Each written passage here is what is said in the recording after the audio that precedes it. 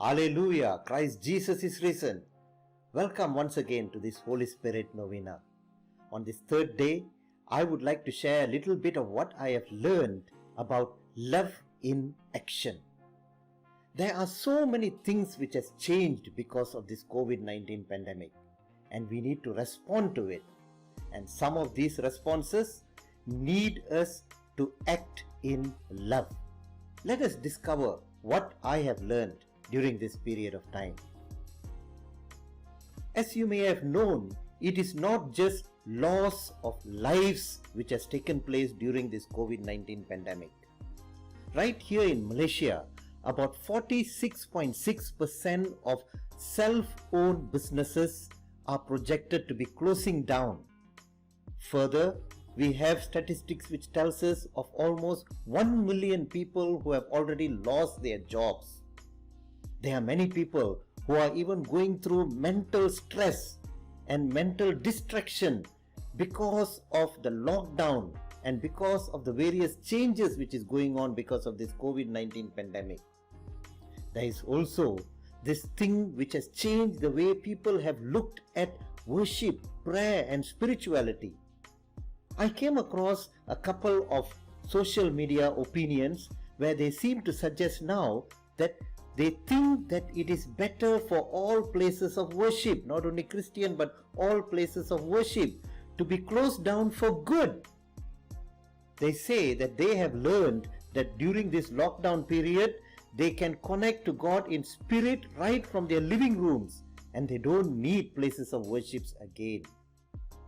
Well, these are not everyone, but these thoughts have emerged. And we also are seeing some rich businesses closing down operations not because they cannot afford to pay salaries, but because they want to move out of a non-profiting business and later move into a more profiting business. Now these are just a snapshot of the various changes which have taken place. But then these are indications that the way people are behaving, the way people are living and the way people are suffering is changing and has changed and is going to continue to change. So, what are we supposed to do as Christians?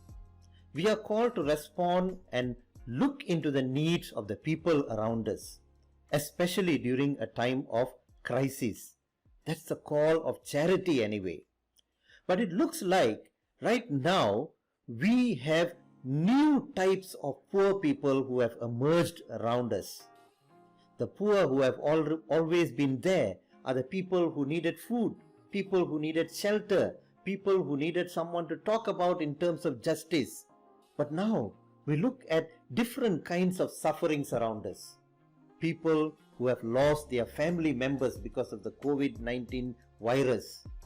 People who have gone through mental stress because of lockdowns, being in the forefront of helping others. People who have lost their businesses and job security. People who do not know what they are going to do in order to recover and bring back their life to the normal. And also people who have become much more selfish as a result of the effects of this COVID-19 pandemic. There are also people who are struggling with their faith, trying to discover what should be my spirituality from now on. Looks like we have a whole list of new poor. How are we going to respond to these poor? A church which should actually be able to enable the growth and progress of others the way God wants it. Now the biggest question I am having during this time is, who cares? Who is going to look into all these things? Are we brave enough to care for these things? Because each one of us are already victims of this COVID-19 pandemic. Do we have the time? Do we have the resource? Do we have the ability? Do we have the love enough to care for this new poor, this new need of the COVID-19 pandemic? On 27th of March 2020, Pope Francis gave a special Urbi et Orbi blessing and he gave a meditation. In this meditation, Pope Francis also urged us to embrace the cross of Christ and he gave us a meaning of what it means to embrace the cross of Christ. In his own words, he says, embracing his cross means finding the courage to embrace all the hardships of the present time, abandoning for a moment our eagerness for power and possessions in order to make room for the creativity that only the Spirit is capable of inspiring. It means finding the courage to create spaces where everyone can recognize that they are called, and to allow new forms of hospitality, fraternity, and solidarity. Yes, the words of Pope Francis are very clear. He is asking us to respond to the new poor who have emerged during this point of time. And he is also asking us to be creative in the way we approach with this need of this point of time. That is why he is telling we have to find new forms of hospitality, because we have to give new ways and new forms and new channels of being hospitable to people who are in special need at this point of time. He is asking us to find new forms of fraternity. Yes, the people whom we are living as a society, as a community, is not enough at this point of time. There are others whom we have to be in solidarity and in fraternity with. So we need to extend our help. We need to extend our services. So the big question which is running in my mind is, are we strong enough to do all this? Do we have the answers to do all this? A big fear comes into my mind, especially when we think about a kind of service which is so tall an order to follow. It looks like this pandemic has called us to take another and a deeper look at the social teachings of the church. The social teachings of the church has told us that love cares for others. It has also told us that love drives us to find creative ways to lift up a broken society. That was exactly the words of Pope Francis in his Urbi et Orbi blessing. Finding creative ways to lift up a broken society which we are facing right now. But the biggest question is, are we ready for action?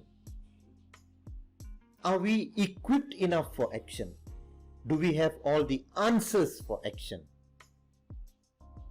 Now, in order to move ahead into love, into service, into charity, it needs courage. And most of all, we need love.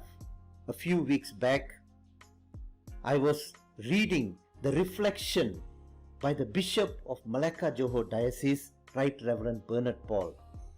And his message was very clear, and it was telling me something about the kind of response we must be having in order to look at the needs of the new poor, and not only the new poor, on everyone and everything around us at this point of time.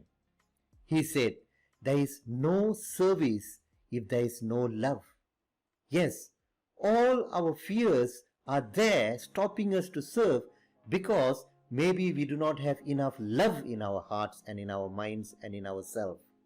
He says the main grounds for inaction is the inability to love and the fear of our own imperfections. Maybe at this moment of time, we are scared to take action. Maybe at this point of time, we are scared to face the post-COVID-19 pandemic world because we do not know how to go about it. Maybe we are thinking about our own imperfections, the lack of resources, the lack of ideas. But these words of our dear Bishop seems to be encouraging us to turn back into a heart of love, not to look into our imperfections, but into our heart of love. Only love saves, he says. Let everything we do flow from love and glorifies God. Better to love with our imperfections rather than wait to be perfect to love. Yes, dear friends, brothers and sisters, looks like we need to move into action. Move into action in thinking how exactly we are going to identify these new poor who are around us. Move into action on exactly how we are going to serve this new poor with love and charity in our hearts. Move into action by reconsidering all our works of charity and finding new and creative ways to address the needs of the people around us. And only love can give us the courage and the sense and the creativity which comes from the Holy Spirit, which is going to move us into action. So on this third day of the Holy Spirit novena, let us ask our Lord God to give us this love, to give us this spirit of being creative, to move ahead, to care for the new poor. Abba Father, give us the Holy Spirit, who will teach us to respond with love and creativity to the needs of the new poor and to serve as your Son, our Lord Jesus Christ, has taught us. Come, Holy Spirit, fill the hearts of your faithful and kindle in them the fire of your love. Send forth your Spirit, and they shall be created, and you shall renew the face of the earth.